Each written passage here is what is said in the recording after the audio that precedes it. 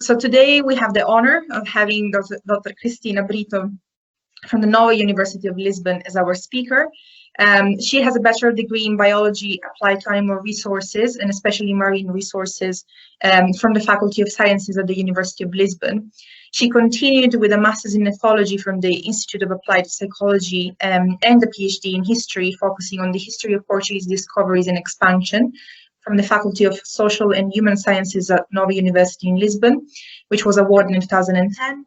And during her postdoctoral career, she's been investigating local and global knowledge production, changing perceptions and practices on marine animals in the Atlantic between the 1419 and the 1758. And since 2019, she's assistant professor at the history department at Nova University in Lisbon. Her scientific interests include early modern marine environmental history, local and global perceptions and uses of the seas, Atlantic and oceanic histories. She is currently a member of the board of the OPI, which is the Ocean Past Initiatives, which we suggest you to look up if you don't know already what it is, and a sub-director of the CHAM, which is the Center for the Humanities, where she also coordinates the thematic line of research environmental history and the sea, and the UNESCO Chair of Oceans Cultural Heritage. It's a lot of work. Thank you so much, Cristina, for joining us today. Yeah, it's all yours. Okay, thank you so much, Alice and Andre. It's a pleasure and an honor to be invited by you to be here today. And you said almost everything about me, and that's it. I'm coming from a biology or a marine biology background into history. And so my main domain or my main methods of approaching the past of the oceans in this case is through environmental history. So looking at historical sources and trying to address the relationships of peoples with marine aquatic animals and their environments. One of the topics of my interest has been exactly the kinds and the types of encounters of people with animals in the shores of the early modern Atlantic. Even though I usually am working with Portuguese and Spanish sources, so in Europe and knowledge produced in Europe, I am usually focusing in the South Atlantic. So those places where the Portuguese and the Spaniards traveled to and settled and colonized in the South Atlantic, including islands, the African shore and the Americas. And so usually I'm dealing with tropical animals that were not known in Europe by the time and that were new and exotic for the Europeans, and of course not for the people living in the places where the animals occurred. So I'm also interested in trying to understand the different worldviews of different societies in different places of the Atlantic, how local or traditional or indigenous societies and groups interacted with animals prior and after the European colonization. And so hopefully, if this goes well today, I will be talking about the results, so the work that I've been done to be published in my book, to be submitted almost as we speak. So in a year time or so, hopefully it will be out. And also how I have changed in the last couple of years of working my individual project, my individual research, and a very species-specific research that I will be talking about into a more global, collaborative way of doing research, which resulted in these synergistic projects that I'm going to mention by the end of the talk, which is the recently award for Oceans ERC Synergy. That was attributed to myself here in Lisbon and to my colleagues Paul Holm and Francis Ludlow at the Trinity Ecology in Dublin, and to James Barrett from Cambridge. Okay, so let me try and share my PowerPoint. Let's see if this will work now. Please just let me know if you are seeing the same as I am. So the opening slide with the title. Yes, exactly. Okay, so yeah, so I'll be talking about peoples, so different societies, and aquatic animals in the early modern Atlantic. And I will be doing so by an approach from the marine environmental history methods, how we address the past of the ocean through the viewpoint of an historian. And as I just mentioned, and Alice also mentioned, I was a biologist. I used to study the behavior of whales and dolphins in the wild for a couple of years in the beginning, in the early days of my academic career. And so I have always been interested in the animals per se, how they lived, how they interact in their own ecosystems, and how was people's reactions, perceptions, and relationships with them. And what we have here is a picture of a stranded sperm whale in the shores of Brazil a couple of years ago. The animal died because, well, a necropsy was conducted and the stomach of the animal was full with plastics. And that's why this made news when it happened. And you see people all over around the animal. And when I saw this picture on the press, it immediately made me go back to this 17th century painting in the northern seashores where a sperm whale was stranded. We don't know why, so this is a painting, and we can see people all around the animal, so people being curious, measuring the animal, just standing by to observe all the scene, what's happening.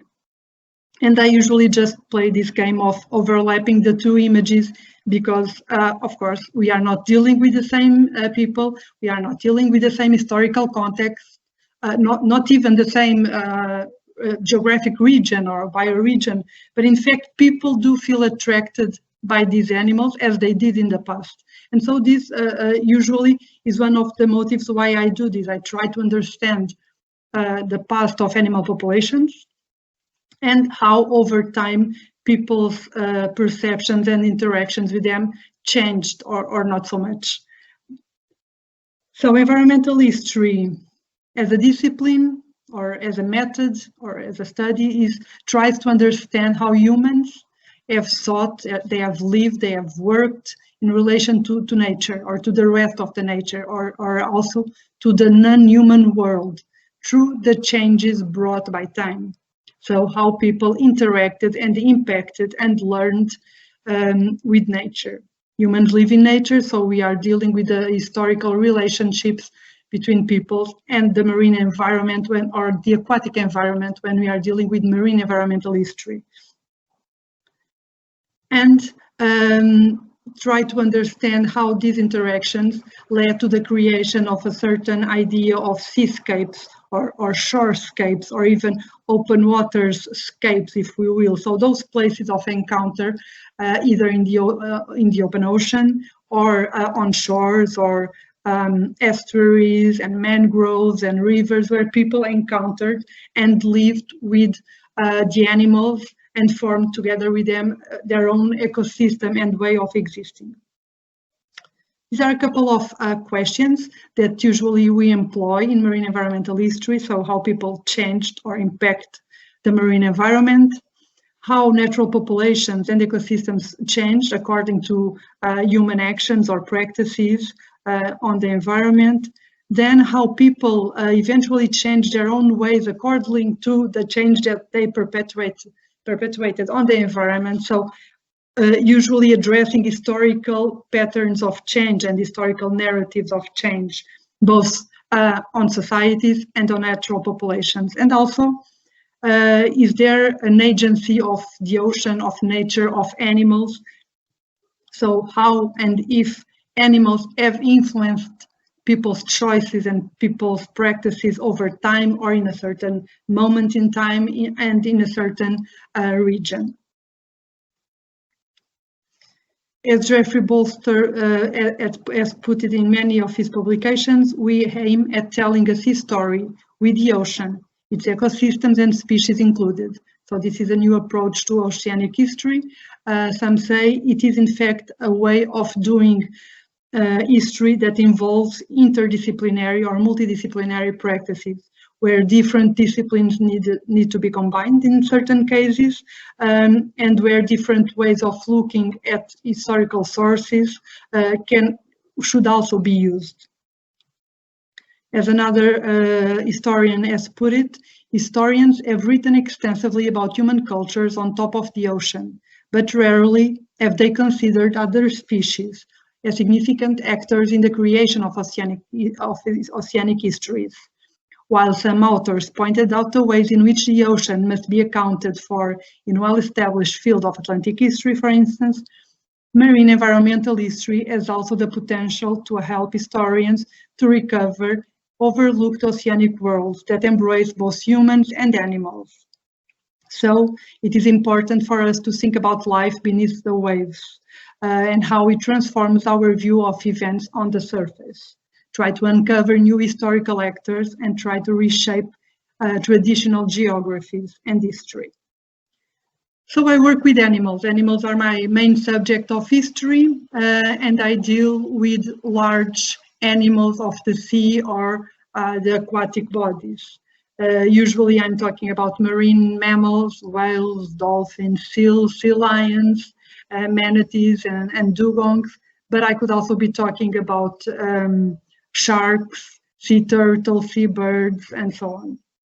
And most of the strange animals, those tropical exotic animals that Europeans began to get to know and to be familiar with from the beginning of the European expansions into the world, are in fact not monsters of the sea, but rather observations and records and descriptions of animals that existed in some part of the world and were not that familiar to the ones that were observing them and describing them.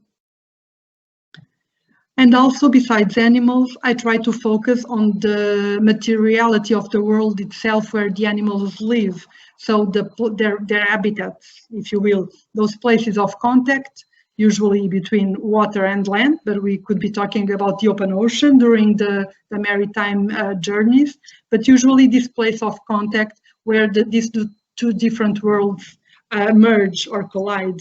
We could be talking about islands, estuaries, mangroves, the shores, and whatsoever. So places where the elements interact and intermix. And elements, I'm talking about humans and non-humans, and how they together build these fluid places of contact.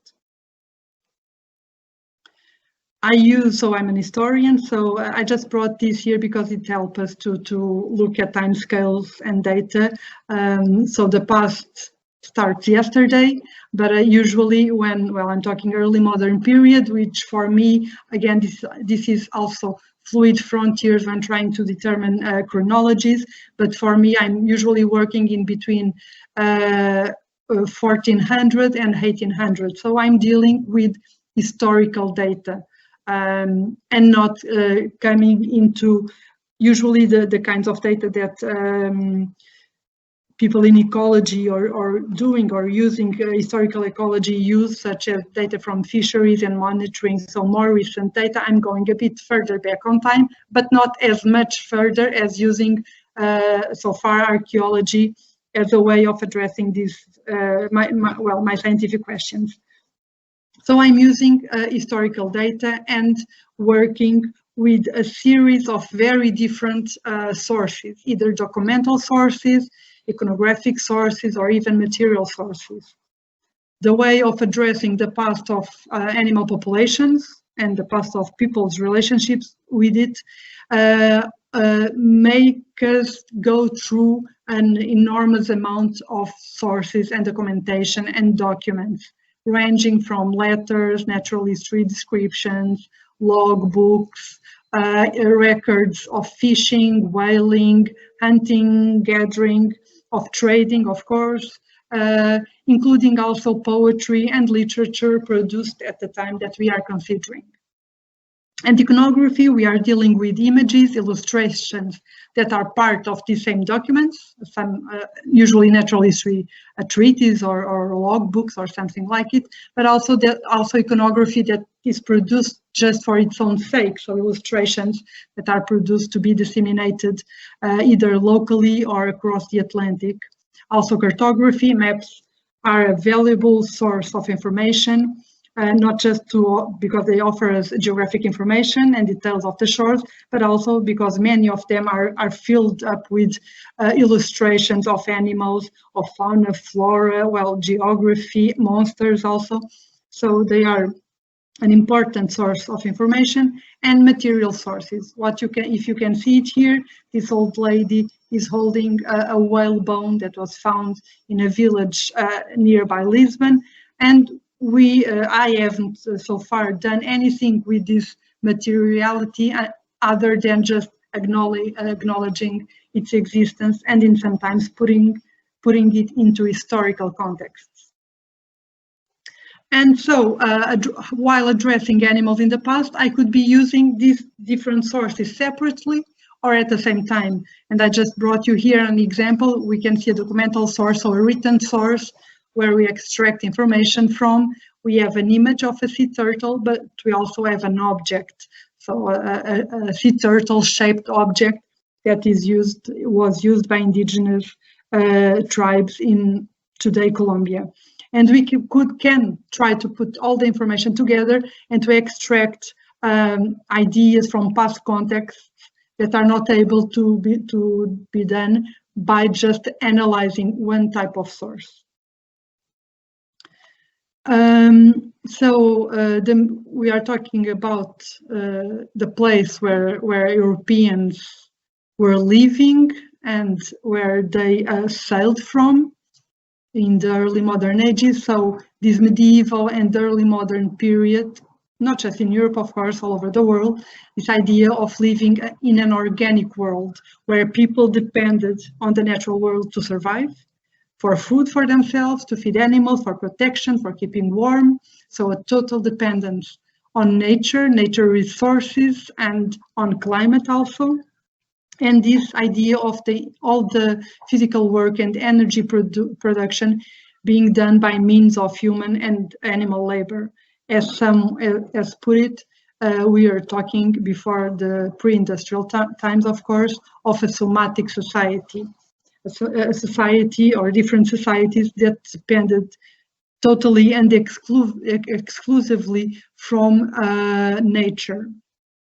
So this dependence on natural resources conducted in some parts of the world, at least, to deep transformation of habitats, of ecosystems, and to an over-exploitation of local resources. And this is important. Why?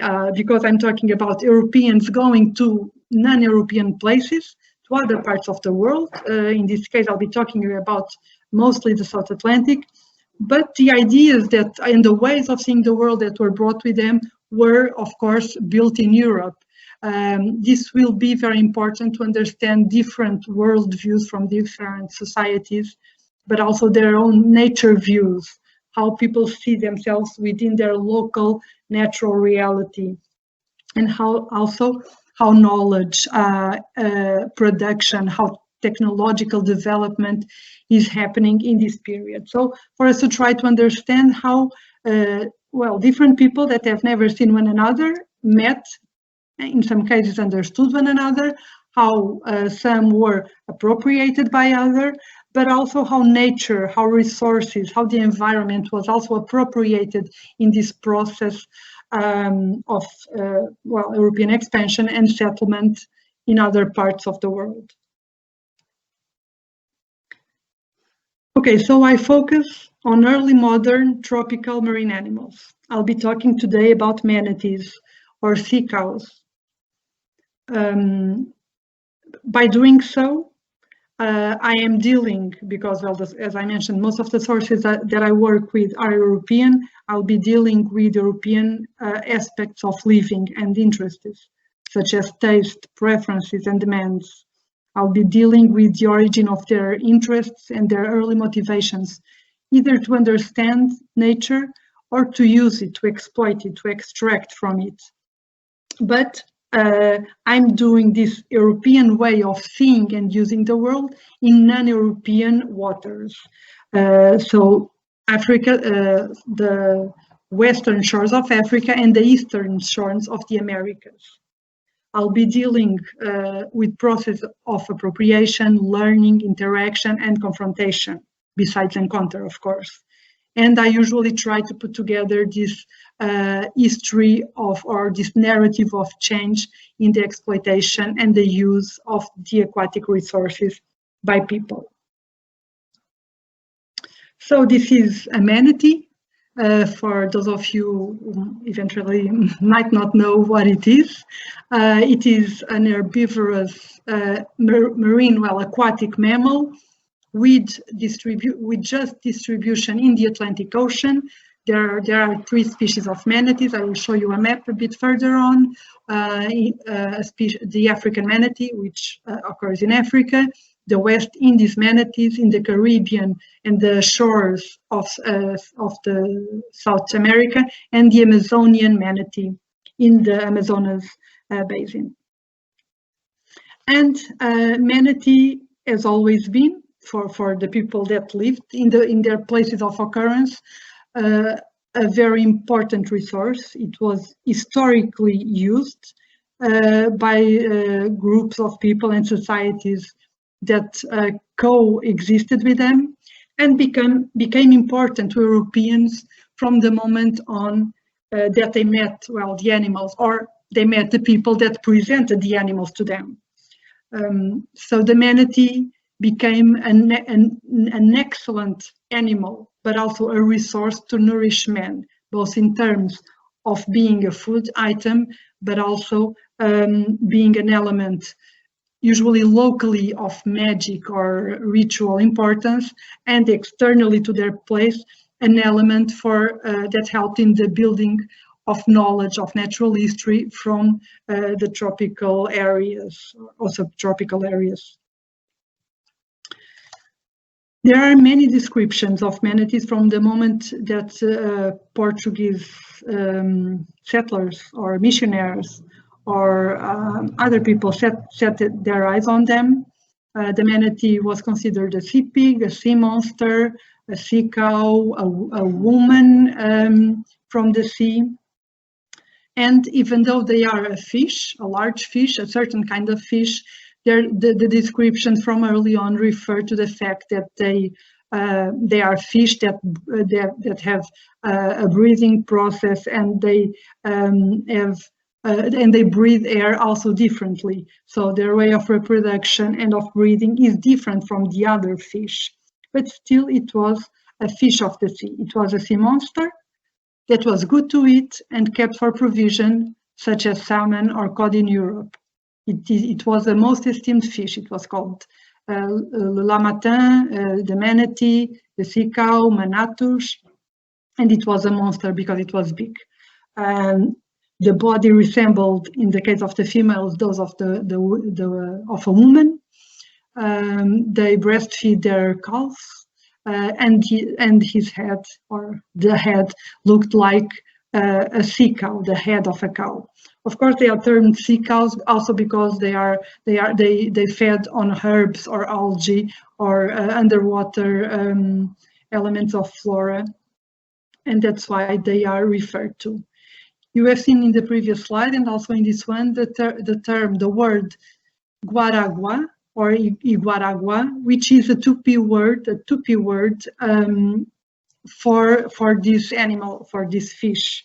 The Tupi vocabulary was lost in most parts, but in terms of natural history, it was kept, and we can very easily know the Tupi name, so the indigenous Tupi name of most of the animals and elements of flora for current day Brazil, because they were kept in European natural history treaties and many other ways of production of knowledge. So Guaragua is the local name. These fish were killed with very large harpoons that were strongly tied, and in the handle they tied a barrel or another float.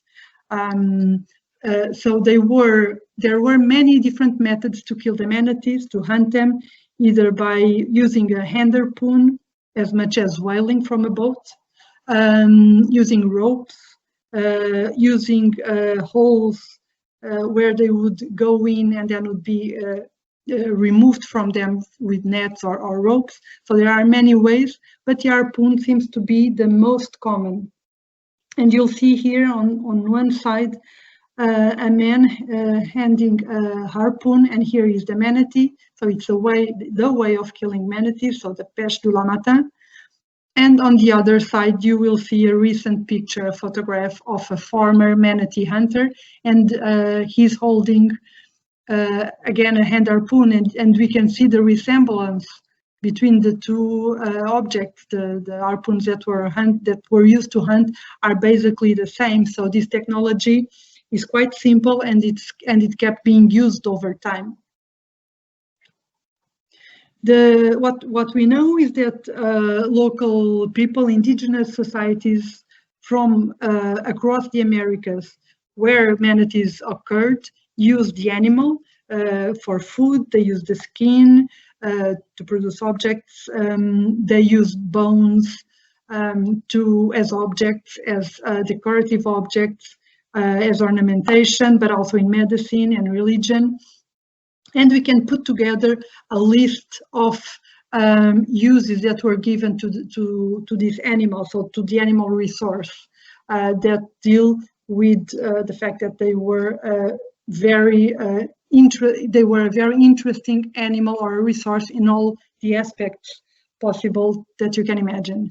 But when Europeans got to these places, they did introduce a stronger pressure on ecosystems, and they disrupt local and long-lasting practices of dealing and using the environment.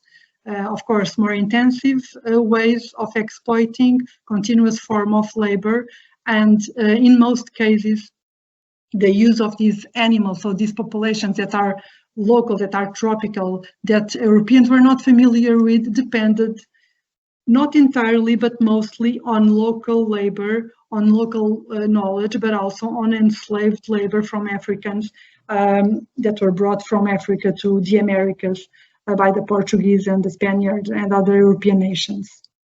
So this idea of appropriation, not just of people in these places, but also of their ways of doing and relating to nature and their own knowledge.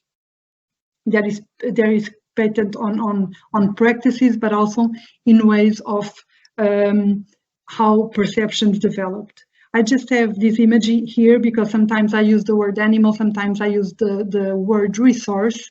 And when trying to study these kinds of animals in the past, in fact, we came to realize that sometimes they are an animal per se with its own intrinsic value. Some other times they are simply a resource. They were turned into staple food, for instance, or in objects or items that were exported from local and regional levels into global ones.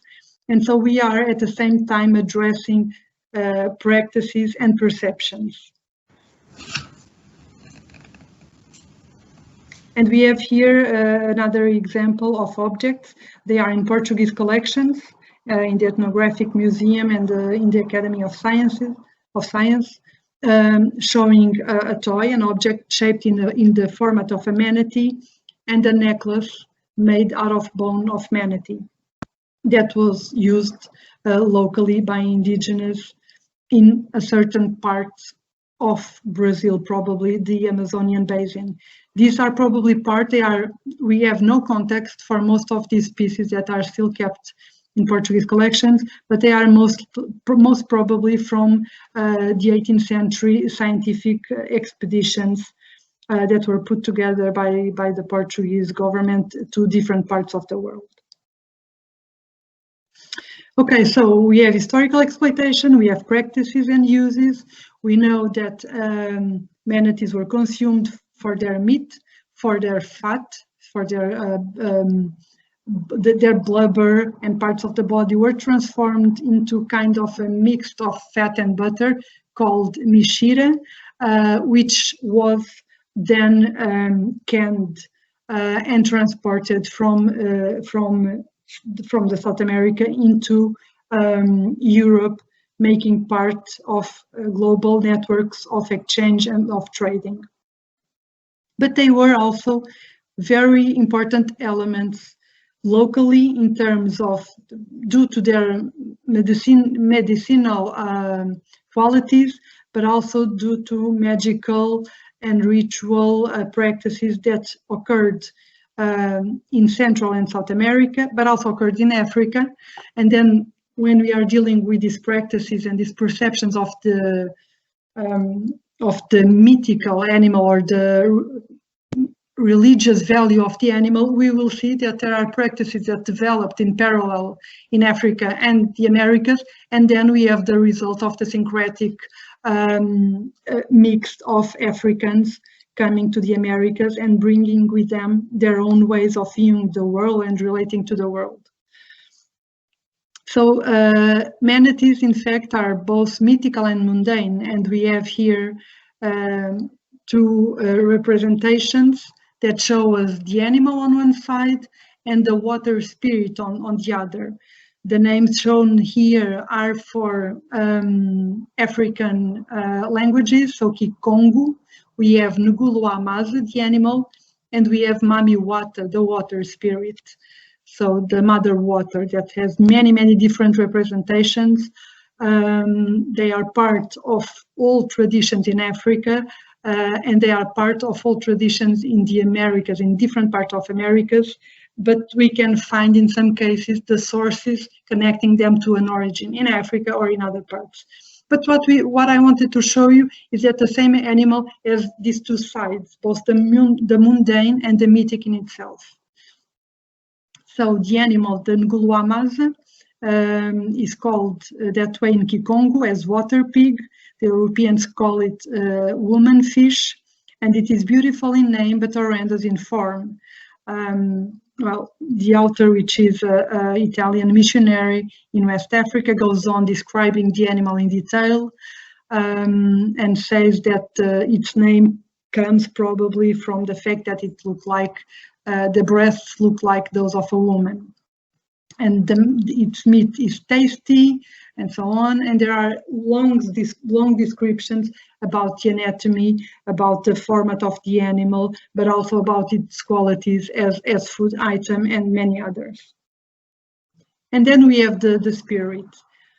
And even today, African water deities that are related, so beings, mythological beings or entities that are related to different water bodies, that can be aquatic, as in fresh water, or marine, coastal, are still present today, and they have been historically present in these magical religious practices across these areas. And we can still find today in local traditions and tales and folklore the peixe mama in Guinea-Bissau. We can find for Cape Verde, Nhatia pescabalo, or Santo d'Água or Ocosso in São Tomé and Príncipe, or even for Brazil, Mãe d'Água, Yara, or even the well-known Iemanjá. Some of these deities do have their origin in the pantheon of African deities. And some of them still have their origin on real animals and real places where the animals lived in these areas. So what I try to understand is how local practices, local ways are transformed, disrupt, and set into global networks of trading, economic value, but also knowledge, natural history, knowledge production, and the ways of conceptualizing how people related to the world and the natural world. I use these images, this one on the right, or my right, you can see, well, they do show many contrasts in the way Europeans colonized the Americas. We can see a central figure here of an European man, and then indigenous people probably boiling manatee oil here, and the manatee being cut into pieces here. But we also have an alligator in the background. So it's in one own illustration, we can see the natural world versus the human world, and then the different societies put in contrast with one another. And then on the other side, you'll see Europe in control of the world and in control of the knowledge of the world.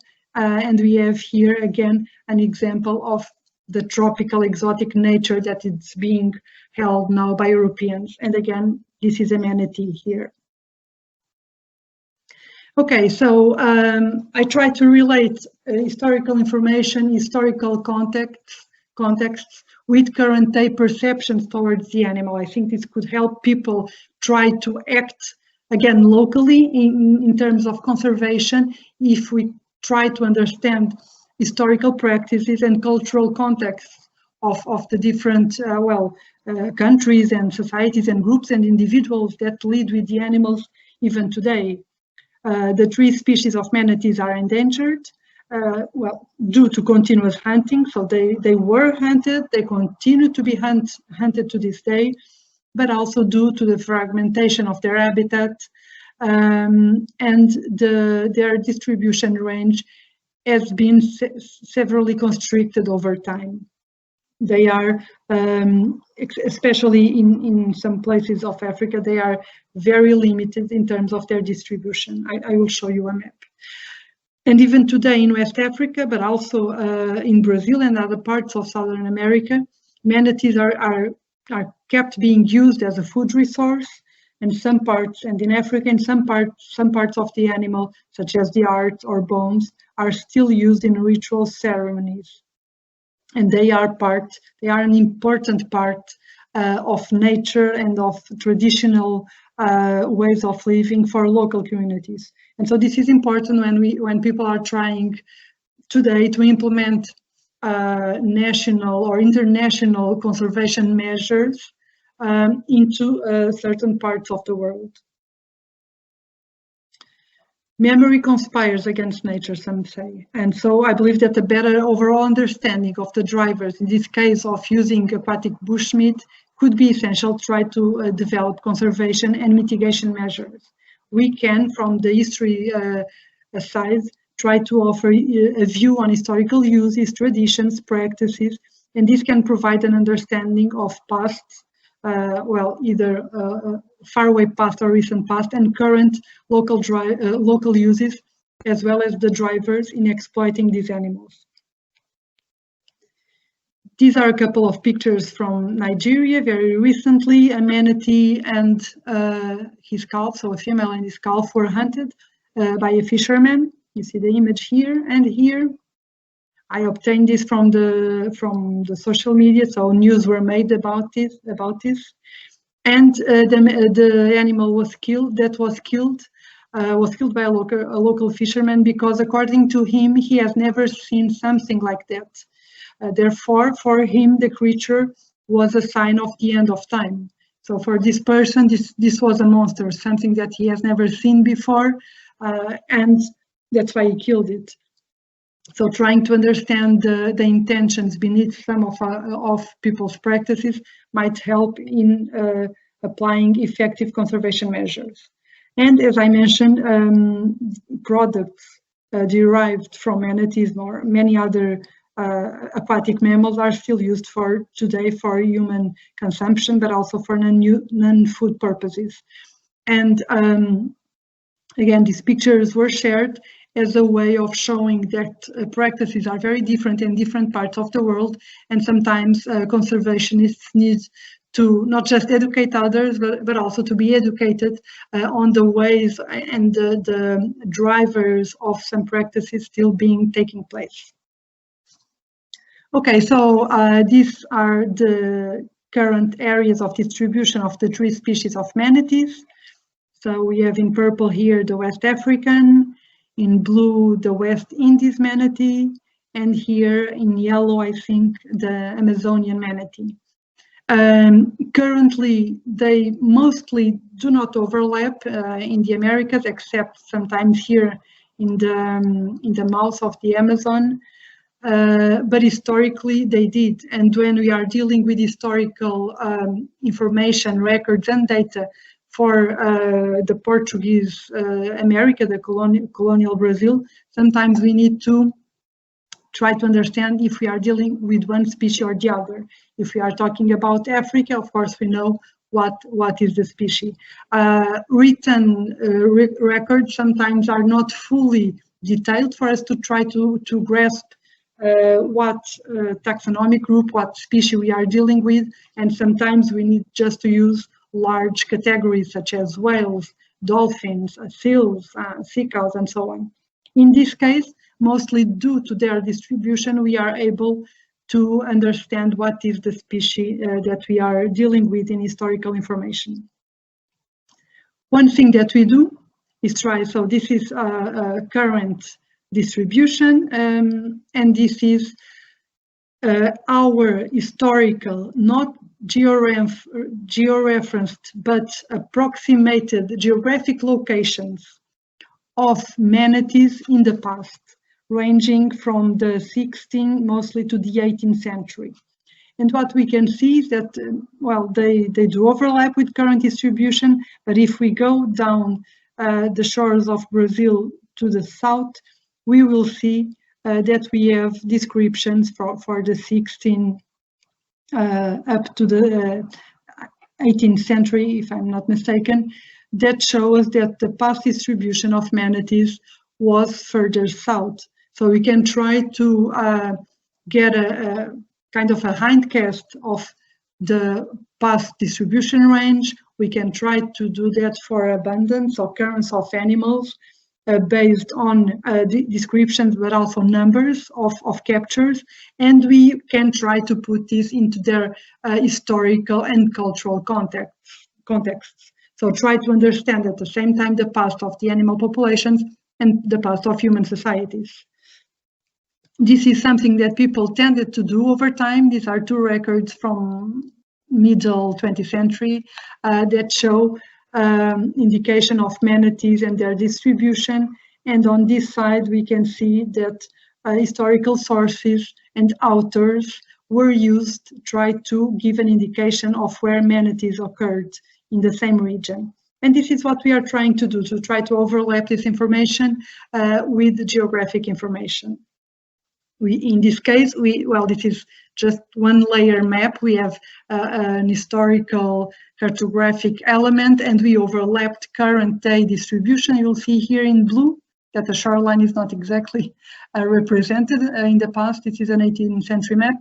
And we can try to have these different layers to try to understand the past, in this case of manatees. But there is still much that we don't know.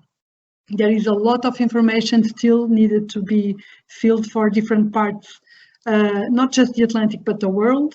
In the Indian and the Indo-Pacific, another species of sea cows still lives today, the dugong, and we are still just in the early days of gathering information about it. And in the Arctic, the stellar sea cow existed until the 18th century, and it was brought to extinction by Europeans in the region. So there's a lot we don't know, and of course there are still a lot of layers that we can add to these maps, to these ways of representing visually the past of the ocean. And this is something that we are starting to do in the future, and in this new project that we are going to put together. Not just different layers of cartographic, iconographic, or documental information, but also information coming from archaeology and zooarchaeology, coming from historical climatology, and try to understand not just the cultural drivers, but also, for instance, environmental drivers for the exploitation and use of animals. For instance, we do know that when we are dealing with the recent past, as I showed you, the different types of data that we can be using. For the case of the Amazonian manatees being hunted, we have information about their commercial exploitation from the middle 19th century up to recent days. But if we go back in time, and going back in time, usually in my case, means going back into the early 16th century, this kind of quantitative information and data is not available or easily available, and sometimes we need to try to extract more quantitative information from qualitative material.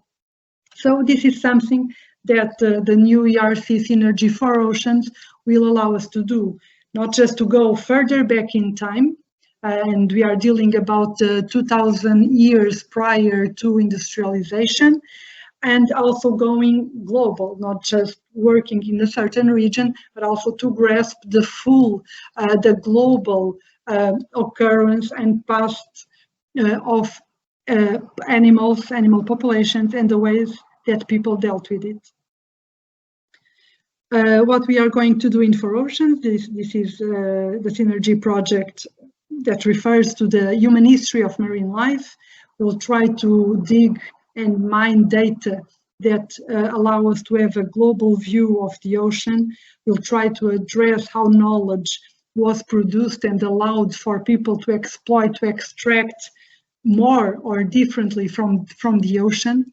We will try to understand the environmental, the historical, and cultural drivers of marine exploitation, having in consideration that different people, different societies at different times used and understood the ocean and the animals very differently from one another, and we'll be addressing the consumption of marine life.